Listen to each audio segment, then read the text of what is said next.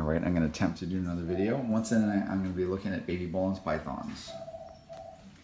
So you can look at that. And look at that. And wow, are these just amazing. So I guess talk a little bit about these and just snakes in general. But just look at that little face.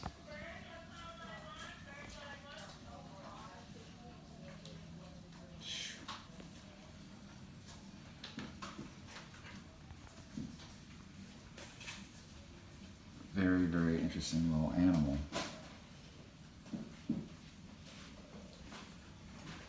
These guys are always moving. So these are almost, in a lot of ways, they're a lot like a carpet python. And I would view them as semi-arboreal.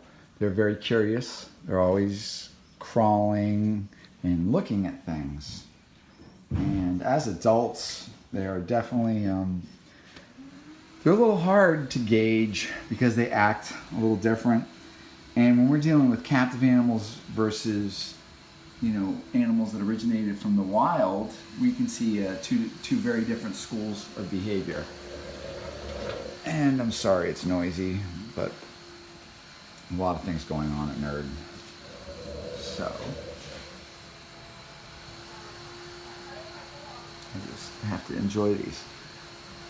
One thing, I guess, if we're going to go over an animal like this, when I touch them, they have a certain feel to them, and they're very, very soft and very silky, which pretty much to me means the skin is quite permeable, and basically in the sense that things in the environment, let's say if the environment was very, very dry, that would help desiccate them. So desiccate, oh, here we go. We have a transference.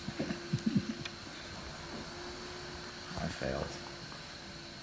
These guys are, they're kind of excitable, I will say. Wow. I'm just desperately trying to find the lid. Oh, well, you guys just switched it out. That's terrible. All right.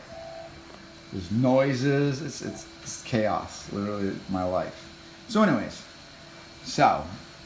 basically the way their skin feels, I would think if you had, if you weren't managing humidity properly or anything like that, you would have a negative reaction with one of these animals. So when we're talking about humidity on a lot of these animals, I would say, you know, humidities above 50% are, you know, pretty typical and needed for snakes. And so something like this, a humidity more, about 60%. So that means that the air basically has a fair bit of moisture in there. So as the animal respirates, so as it's breathing, every time it breathes out, if you have very, very dry air, it's going to rob the animal of moisture. So it's going to keep, you know, drying out the air that's going into the lung. And those kind of things. And also, if there's just dry material in the cage, when the snake is touching it, it will help. Wow.